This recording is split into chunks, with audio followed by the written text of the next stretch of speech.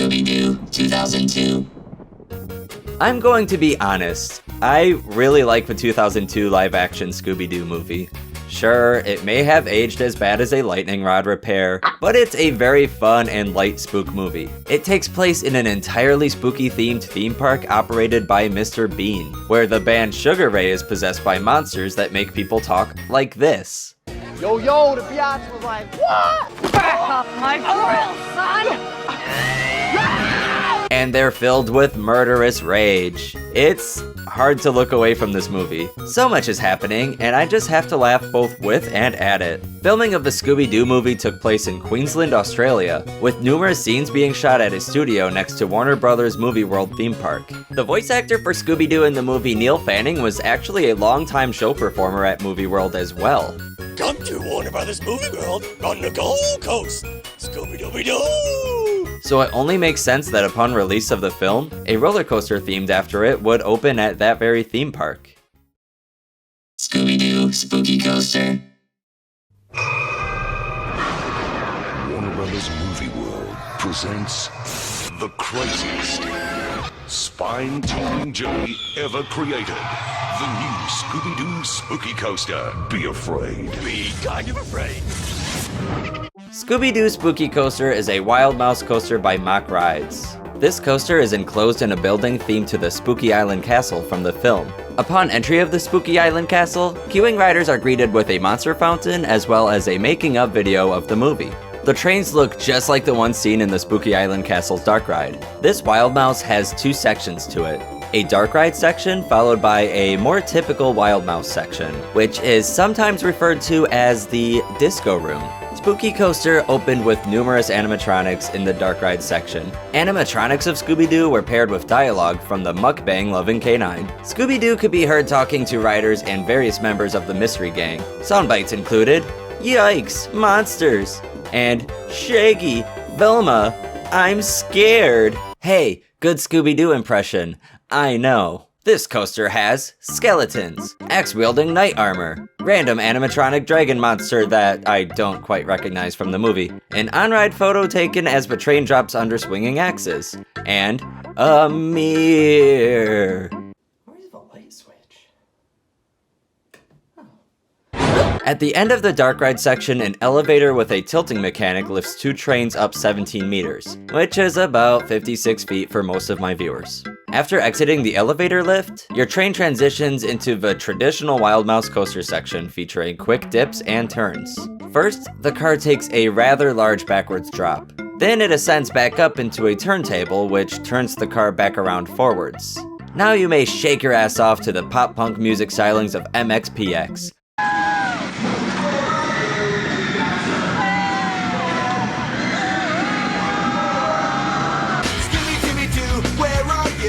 A final Scooby-Doo animatronic is seen showing the riders their way out.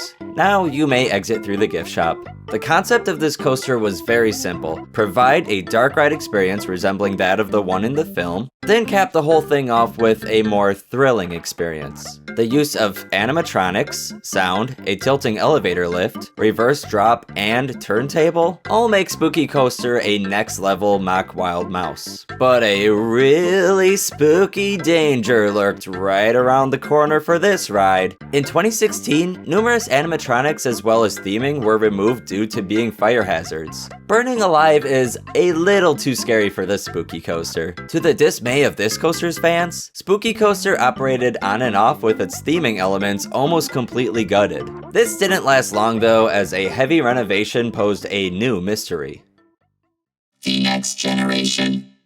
In 2018, the coaster was renamed to Scooby-Doo Spooky Coaster Next Generation. Yes! Oh my god!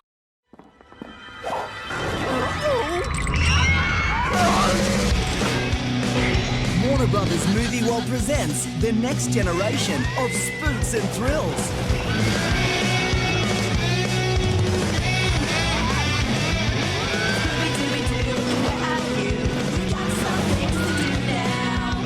Scooby-Doo Spooky Coaster Next Generation, now open.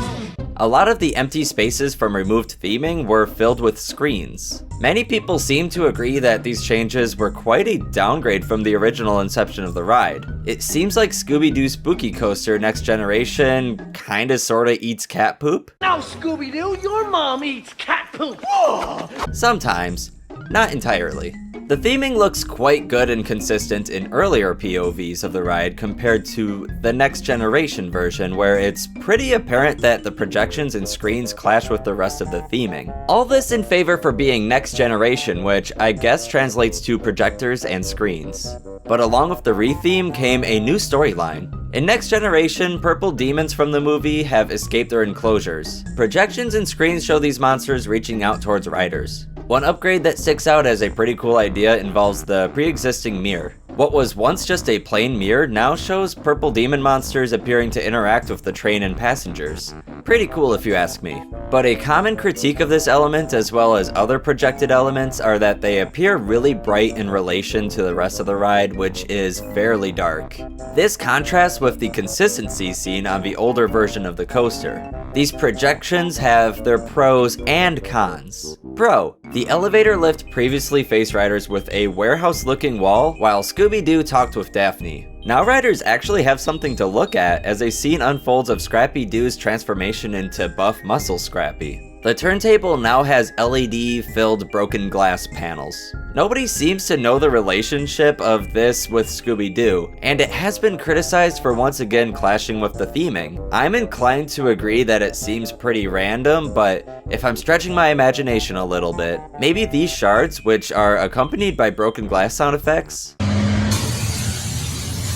are in relation to the breaking windows in the movie. This happens in the hotel chase scene, but you also see it happen to Fred as he gets launched through a window in the castle as well. Breaking through windows is just kind of a thing in this movie, so maybe I can see it implementing into the ride. It might be a reference. Maybe. The original inception of the ride seems to focus on the Spooky Island Castle Dark ride from the film, whereas Next Generation seems to be more of a representation of the hotel chase scene, but instead taking place in the castle and many references to other scenes.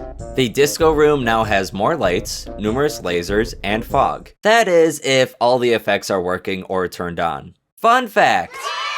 This space is also occupied by a giant spider prop, which was repurposed from a former Harry Potter walkthrough attraction. Why not? Spider spooky.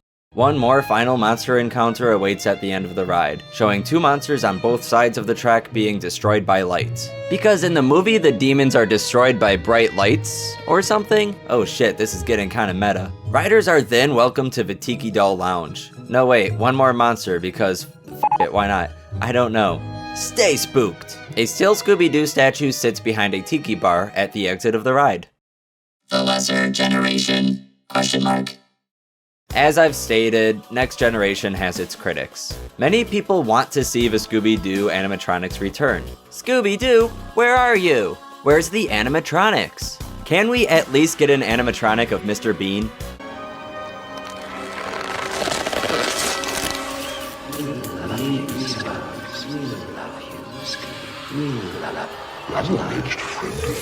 Despite this, it still looks like a wonderful attraction and is said to be a very good Wild Mouse coaster. Although the ride may have lost a lot of its original charm, along with consistency, it is cool to see more movie references added to the ride. Next Generation has its positives and its negatives. The newer version has either a better story or more confusing story depending on who you ask. Next Generation is also said to be the more scarier version due to its inclusion of more monsters. And at least now the mirror serves more of a purpose. A lot of people criticize the animation too, and yeah, the character models are, they're rough. My boy's looking pretty cylindrical. Not everybody is going to care a whole lot about that. It's not like the film is a shining example of CGI character animation either.